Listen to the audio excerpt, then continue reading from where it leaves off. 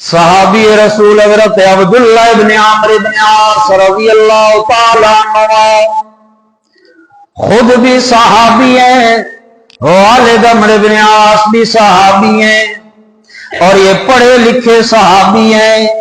ہر وقت کان پہ قلم رہتا ہے، اللہ کے پیغمبر جو بھی زبان سے نکالتے ہیں یہ لکھ لیتے ہیں، حتیٰ کہ اللہ کے پیغمبر مسکراتے ہیں تو یہ لکھ لیتے ہیں، اللہ کے پیغمبر کی ہر حرکت کو اور ہر لفظ کو نوٹ کرتے ہیں۔ آخر دوستوں نے کہا یار یہ کیا کرتا ہوا بشر من البشر، اللہ کے پیغمبر بھی تو انسان ہے، کبھی غصے ہو جاتے ہیں کبھی مسکراتے ہیں تو ہر بات لکھتا ہے۔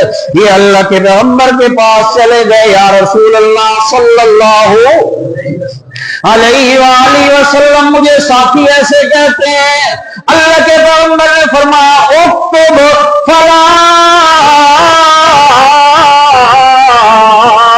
یخرج من ھذا الا الحق، تو لکھا کر اس زبان سے سوائے سچ کے اور کوئی بات نہیں نکلتی۔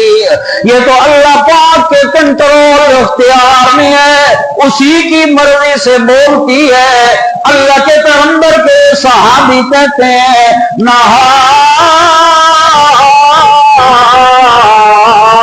رسول اللہ صلی اللہ محبت سے صلی اللہ علیہ وسلم عن الخمر والمیسرۃ والکوبۃ والغفیرہ۔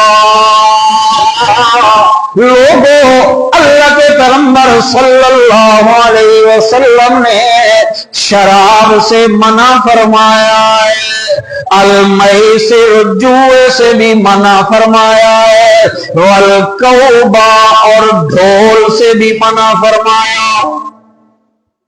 کس سے منع فرمایا؟ ڈھول سے منع فرمایا ہے، حکم دیا۔ بولیے تو صحیح ذرا، کیا فرمایا؟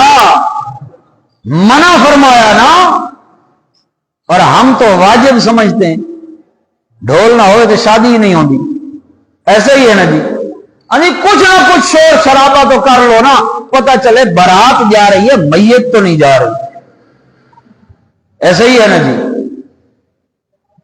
جس طرح شراب پینا حرام ہے، جس طرح جوا کھیلنا حرام ہے، اسی طرح اللہ کے پیغمبر نے ڈھول باجا بجانا بھی حرام فرمایا۔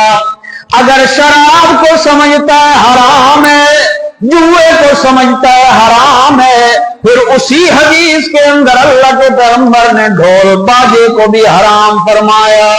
اس سے اگلی حدیث سناؤ، حضرت عبداللہ ابن عمر رضی اللہ تعالیٰ عنہ راوی ہے، فرماتے ہیں سمع رسول اللہ صلی اللہ علیہ وآلہ وسلم صوت الطبل، اللہ کے پیغمبر کے کان میں ڈھول کی آواز پڑی۔